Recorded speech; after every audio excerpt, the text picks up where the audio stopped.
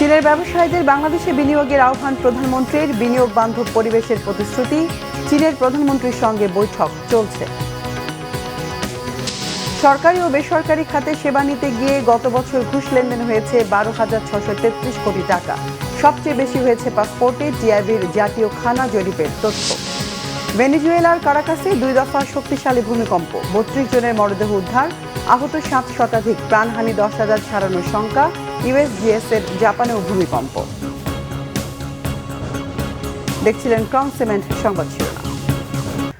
প্রধানমন্ত্রী তারেক রহমান বলেছেন, বাংলাদেশ ব্যবসার জন্য উন্মুক্ত, ভবিষ্যতের জন্য প্রস্তুত এবং চীনের সঙ্গে আরও গভীর শিল্প অংশীদারিত্ব গড়ে তুলতে আগ্রহী। বেইজিংয়ে চীনা ব্যবসায়ীদের সাথে এক সম্মেলনে যোগ দিয়ে এমন মন্তব্য করেন তিনি। এ সময় বাংলাদেশে বিনিয়োগের জন্য চীনের ব্যবসায়ীদের প্রতি আহ্বান জানান প্রধানমন্ত্রী। এদিকে চীনের প্রধানমন্ত্রী লি চিয়াংয়ের সাথে প্রধানমন্ত্রী তারেক রহমানের বৈঠক চলছে। চীন সফরের চতুর্থ দিন বৃহস্পতিবার সকালে বেইজিংয়ের দিয়াওইতাই হোটেলে চীনের ব্যবসায়ীদের নিয়ে বাংলাদেশ ইনভেস্টমেন্ট ফোরাম শীর্ষক সম্মেলন আয়োজন করে বাংলাদেশ বিনিয়োগ উন্নয়ন কর্তৃপক্ষ। এতে প্রধান অতিথি হিসেবে যোগ দেন প্রধানমন্ত্রী তারেক রহমান। বাংলাদেশে আন্তর্জাতিক বিনিয়োগের পথ সুগম করা হবে জানিয়ে তিনি বলেন, আন্তর্জাতিক পুঁজি সংক্রান্ত কার্যপ্রণালী ঢেলে সাজাতে 180 দিনের একটি কর্মপরিকল্পনা বাস্তবায়ন করছে সরকার। এই সময় চীনা বিনিয়োগ সহজ করতে বাংলাদেশে একাধিক শিল্পাঞ্চল ও অর্থনৈতিক অঞ্চল এবং চীনে বিনিয়োগে কার্যালয় প্রতিষ্ঠা করা হবে বলে জানান সরকার প্রধান। সম্মেলনে চীনের 125 জন ব্যবসায়ী অংশ নেন। is undergoing a monumental economic and governance transformation. We are at a critical point of our journey, and I clearly say that Bangladesh is open for business. We are inviting Chinese companies to extend their value chain into Bangladesh. We can help Chinese companies serve global markets while benefiting from growing large domestic demand. To demonstrate our commitment, my government has taken up a rigorous 180 days action plan. দর্শক, এই মুহূর্তে চীনের রাজধানী বেইজিংয়ে দেশটির প্রধানমন্ত্রী লি চিয়াংয়ের সাথে বৈঠক করছেন বাংলাদেশের প্রধানমন্ত্রী তারেক রহমান। সেখানে রয়েছেন আমাদের চিফ রিপোর্টার জাহাঙ্গীর আকন্দ, যুক্ত হচ্ছে তার সঙ্গে। জাহাঙ্গীর, বৈঠক সম্পর্কে সবশেষ কি তথ্য আছে আপনার কাছে? বেইজিং সময়, স্থানীয় সময় বিকাল 5টা নাগাদ এই বৈঠকটি শুরু হয়েছে চায়নার গ্রেট হলে। সেখানে চীনের প্রধানমন্ত্রী লি কিয়াং এর সাথে বাংলাদেশের প্রধানমন্ত্রী তারেক রহমানের বৈঠকটি চলছে এখনো পর্যন্ত। তো দুপুরে আমাদেরকে সংবাদ সম্মেলনে জানিয়েছিলেন উপদেষ্টা মাহাদি আমিন, যে প্রধানমন্ত্রী উপদেষ্টা, তিনি জানিয়েছিলেন যে 15টি সমঝোতা স্মারক সই হতে পারে এবং এখন বৈঠক শেষে সেই সমঝোতা স্মারকে সই করবেন দুই প্রধানমন্ত্রী, চীনের এবং বাংলাদেশের প্রধানমন্ত্রী সেই সমঝোতা স্মারক সই করবেন। এবং সংবাদ সম্মেলনে যেটি জানানো হয়েছিল যে এই যে চীনের বাংলাদেশের প্রধানমন্ত্রী সফর, এই সফর অত্যন্ত তাৎপর্যপূর্ণ এবং অত্যন্ত গুরুত্বপূর্ণ আগামী দিনের জন্য।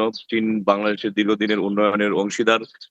সেক্ষেত্রে চীনের প্রধানমন্ত্রী তারেক রহমান সকালে চীনের ব্যবসায়ীদের সাথে মিটিং করেছেন। সেখানে বাংলাদেশ ডেভেলপমেন্ট অথরিটি বিডার যে সেমিনার ছিল, সেই সেমিনারের প্রধান অতিথি বক্তব্য দিয়েছেন প্রধানমন্ত্রী তারেক রহমান। সেখানে চীনা ব্যবসায়ীদেরকে বাংলাদেশে বিনিয়োগের আহ্বান জানিয়েছেন এবং একই সাথে বাংলাদেশে ব্যবসা বান্ধব করতে এবং কিছু সংস্কারের কথা তিনি জানিয়েছেন যে 1 সপ্তাহের মধ্যে বিনিয়োগকারীরা লাইসেন্স এবং তিনি বিনিয়োগের জন্য পুরা চায়না যারা ব্যবসায়ী আছেন তাদেরকে তিনি আহ্বান জানিয়েছেন। একই সাথে চায়নার কনস্ট্রাকশন, রেল, যোগাযোগ, শিক্ষা, আইটি প্রযুক্তি সহ বিভিন্ন খাতে যারা উদ্যোক্তা আছেন তাদেরকে বাংলাদেশে বিনিয়োগের আহ্বান জানিয়েছেন এবং বাংলাদেশে চীনের জন্য আলাদা অর্থনৈতিক অঞ্চল ঘোষণাও দিয়েছেন ব্যবসায়ীদেরকে এবং এই চীনের যেসব বড় বড় প্রতিষ্ঠান আছে তাদেরকে বাংলাদেশে চেইন খোলারও তিনি আহ্বান জানিয়েছেন। তো প্রধানমন্ত্রী এই সফরে অত্যন্ত অর্থনৈতিকভাবেও বেশ গুরুত্বপূর্ণ বলা হচ্ছে, কারণ এর মধ্য দিয়ে বাংলাদেশ এবং চায়নার যে সম্পর্ক সেটি নতুন যুগে প্রবেশ করতে যাচ্ছে বলে বিশ্লেষকরা বলছেন। একই সাথে প্রধানমন্ত্রীর সফর কিন্তু কৌশলগত এবং ভূ রাজনৈতিক ভাবে অত্যন্ত গুরুত্বপূর্ণ হয়ে উঠছে দক্ষিণ এশিয়ার রাজনীতিতে এবং কৌশলগত কারণে। আরেকটি বিষয় যে প্রধানমন্ত্রী তারেক রহমান এখানে আসার পর থেকেই তিনি অত্যন্ত তাকে প্রতিদিনই চীনে তিনি ব্যাপক সংবর্ধনা পাচ্ছেন এবং এটা বলা হচ্ছে যে সম্পর্কের নতুন সূচনা, এই সূচনাকে আগামী দিনে এগিয়ে নিয়ে যাবে বাংলাদেশ এবং চীন, এবং বাংলাদেশের অবকাঠামোগত উন্নয়ন।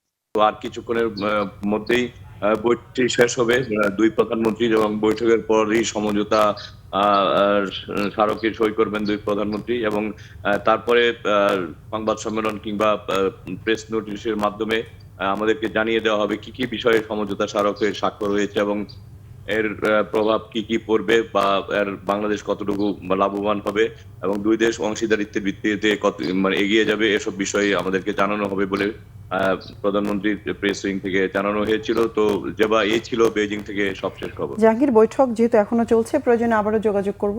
ধন্যবাদ। বড় পর্দায় ব্রাজিলের জয় দেখেছে বাংলাদেশের সেলেসাও ভক্ত সমর্থকরাও। যুক্তরাষ্ট্রের মায়ামি স্টেডিয়ামে ব্রাজিলিয়ানদের আনন্দ উৎসব ঢাকার বিভিন্ন পয়েন্টে বড় পর্দার সামনে ভিড় করা দর্শকদের সঙ্গে মিলেমিশে একাকার হয়ে যায়। ইনজুরি কাটিয়ে নেইমারের মাঠে নামার সঙ্গে সঙ্গে আনন্দ উচ্ছ্বাসে বাড়তি মাত্রা যোগ হয়। ঢাকা বিশ্ববিদ্যালয় টিএসসি থেকে শুরু করে রাজধানীর বিভিন্ন এলাকায় হলুদাভ উচ্ছ্বাসে ভেসে যান ব্রাজিল সমর্থকরা। ইনজুরি কাটিয়ে নেইমারের মাঠে নামার দৃশ্য ভক্ত সমর্থকদের উচ্ছ্বাসে বাড়তি মাত্রা যোগ করে। ম্যাচ শেষে আনন্দ মিছিল করে প্রিয় দলের জয়ের আনন্দ ভাগাভাগি করে নেন ব্রাজিল সমর্থকরা। 2025 সালে সরকারি ও বেসরকারি খাতে সেবা নিতে গিয়ে 12,633 কোটি টাকা ঘুষ লেনদেন হয়েছে। এর মধ্যে পাসপোর্টের সেবা পেতে বেশি আর এনজিও সহায়তা পেতে কম ঘুষ দিতে হয়েছে বলে জানিয়েছে ট্রান্সপারেন্সি ইন্টারন্যাশনাল বাংলাদেশ। বৃহস্পতিবার রাজধানী টিআইবি কার্যালয়ের সেবা খাতে দুর্নীতি জাতীয় খানা জরিপ 2025 শীর্ষক সেমিনারে এসব তথ্য জানায় দুর্নীতি বিরোধী আন্তর্জাতিক এই সংস্থাটি। জরিপের ফলাফল প্রকাশ অনুষ্ঠানে টিআইবি জানায়, গত 3 বছরে 1,729 কোটি টাকার বেশি ঘুষ লেনদেন বেশি হয়েছে।